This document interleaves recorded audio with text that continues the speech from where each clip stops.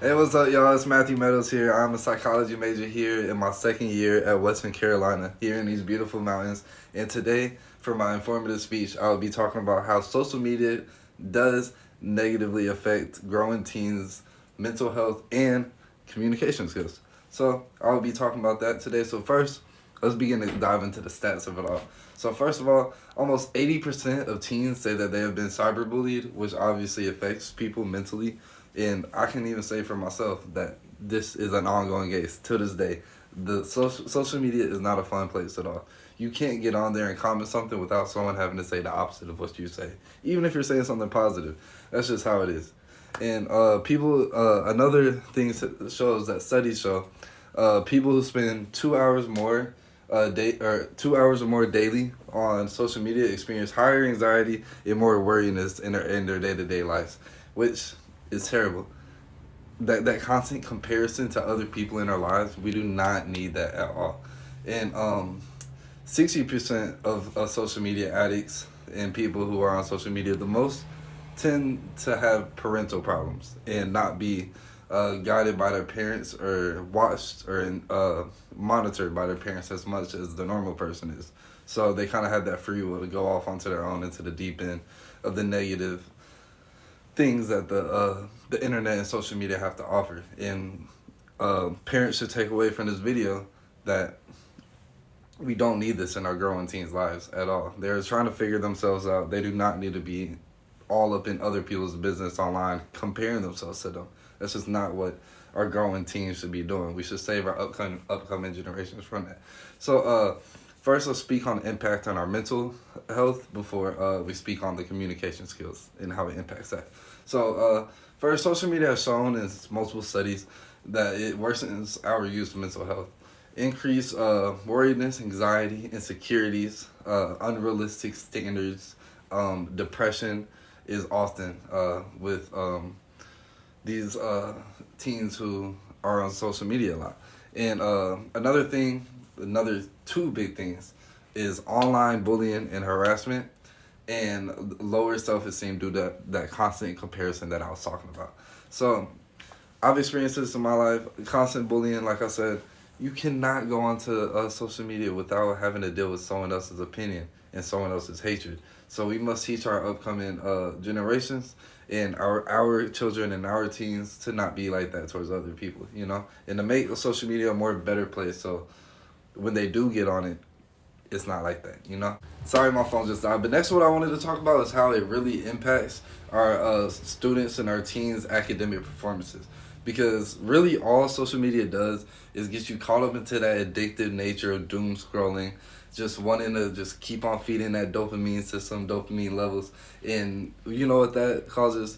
Disruption in sleep schedules.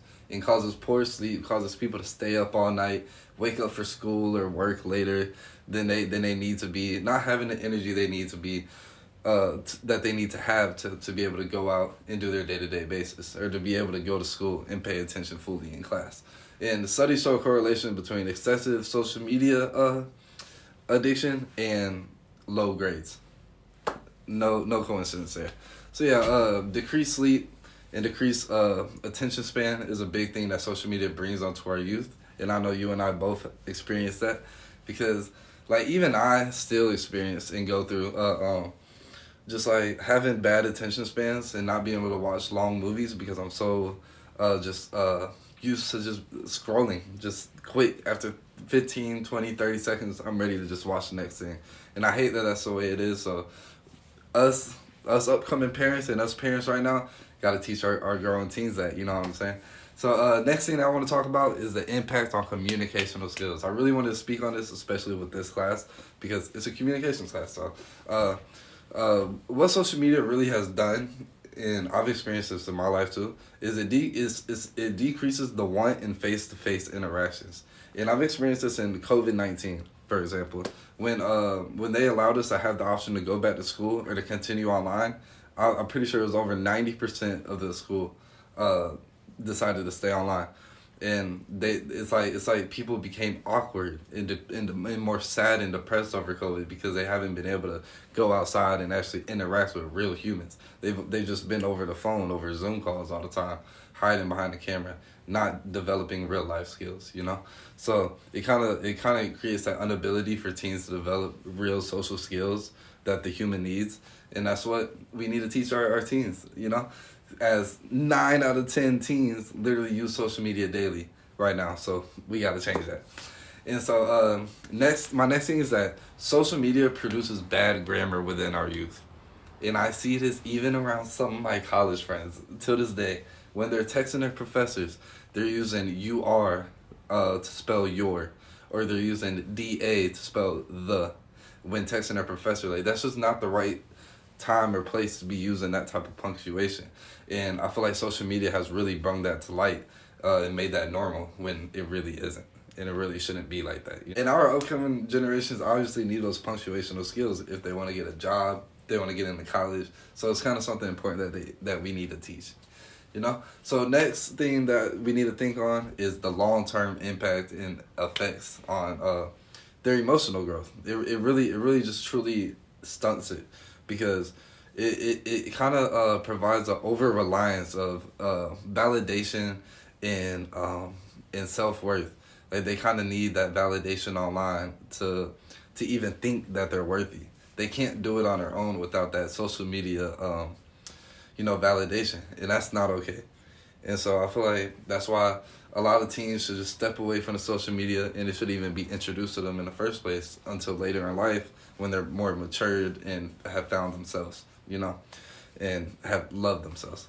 And ultimately, that brings me near to the end of my informative speech on why and how social media really does negatively impact people mentally. And I feel like 9 out of 10 teens should not be on their phones. They should be figuring themselves out on the inside and who they are, and they should not be on their phone. They should become more present with the moment and find out who they are, and not get sucked into this fake reality of video games and fake TV drama and stuff like that. And because at the end of the day, there's no reason why a 12-year-old little boy is comparing their chest and their abs to Dwayne "The Rock" Johnson. That's just not how it should be. And we should teach our upcoming generations that it's okay to be yourself. You're a teenager, you're a kid, you're going to grow. You're not going to be that self all the time. And we should just teach them to step away from the social media, not even introduce it to them yet until they have found themselves and developed themselves mentally. Because all social media does is deteriorate us mentally, and we do not need that anymore. And that brings me to the end of it. Hope y'all had a good one and learned something. Alright, so I completely forgot to add the visual aid of this informative speech. So here's my favorite picture I could find on the internet, and it really shows how people can become suicidal over little things like obsessing over likes and validation. Hope you enjoy.